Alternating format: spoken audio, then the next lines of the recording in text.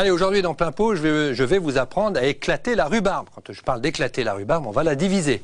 Bonjour à tous. Alors pour diviser un pied de rhubarbe, bien entendu, il vous faut un beau pied de rhubarbe. Mais quand on en a dans un jardin, on s'aperçoit vite qu'elle prend un petit peu d'extension. Donc c'est parfois le bon moment de la multiplier. Alors ce que je vais vous apprendre aujourd'hui, c'est justement savoir comment on peut commencer à l'éclater. Alors ce que vous voyez actuellement, c'est un pied de rhubarbe qui a été photographié pendant l'été dernier. Et vous le voyez avec son beau panache blanc. Et je trouve qu'un pied de rhubarbe, c'est très décoratif pour son panache, pour sa fleur. C'est aussi très décoratif pour ses feuilles. Et c'est aussi très agréable maintenant, à bientôt, d'ici quelques semaines maintenant, pour les premières marmelades, les premières confitures qu'on va pouvoir consommer. Donc je vais revenir tout de suite à la multiplication du pied de rhubarbe, à la souche, parce que c'est véritablement une souche. Alors la première chose qu'il faut faire, il faut le détourer avec une bêche.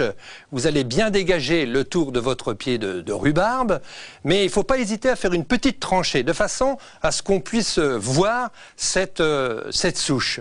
Une fois que vous l'avez bien décaloté, décaché tout autour de votre pied de rhubarbe, vous allez prendre une bêche et vous allez la prendre en plein milieu. Quand je dis en plein milieu, voilà, avec votre pied, n'hésitez pas à avoir une bêche bien tranchante.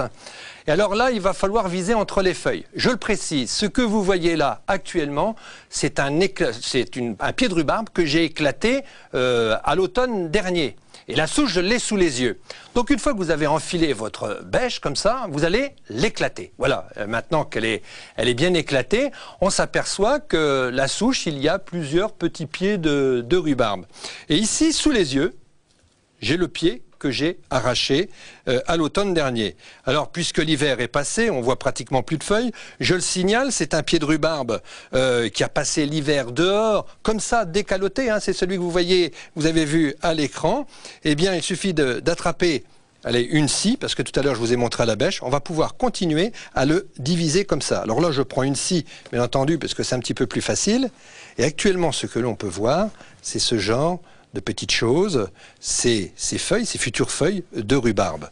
Et alors là, on a un petit bout, voilà, ainsi, je ne sais pas si vous voyez bien, avec la souche qui est d'une certaine couleur, qui est marron. On peut même en décoller comme ça, alors à l'arracher, c'est pas toujours facile. Là, je vais le faire au sécateur. Hop, et ça, c'est déjà un petit pied de rhubarbe. Alors ce que vous allez faire une fois que vous avez votre pied de rhubarbe, vous allez prendre de la bonne terre, une bonne terre de jardin, un petit peu amoureuse, ne jamais utiliser de fumier, du fumier frais. Une bonne terre, vous replantez ça et là, vous êtes assuré d'avoir un très beau pied de rhubarbe dans votre jardin. Pas l'année prochaine, dans 2 ans. Allez, aujourd'hui dans le jardin des mots, ce sont des crocus. Et oui, les crocus qui sont maintenant pratiquement toutes défleuries. Alors ce qu'il faut faire pour avoir de très beaux crocus l'année prochaine, surtout lorsque vous allez passer la tondeuse, un conseil, ne les coupez pas, passez autour de façon à ce que les bulbes puissent se reconstituer. Plus d'infos sur le blog La Vie en Vert, sur France 3 bien entendu.